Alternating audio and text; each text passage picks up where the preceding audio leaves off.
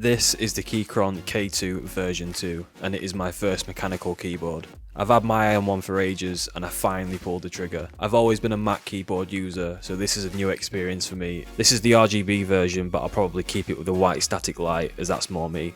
I got mine with Keychron brown switches and they sound and feel really good. I love the orange escape key as an accent colour, and it comes stock with Mac keycaps, which meant I didn't need to swap them out. But this version of the K2 is hot swappable, which is a nice option to have. And with a battery capacity of 4000 milliamps, I don't need to worry about charging it too often, and all that's left now is to let you take a listen to how this thing sounds.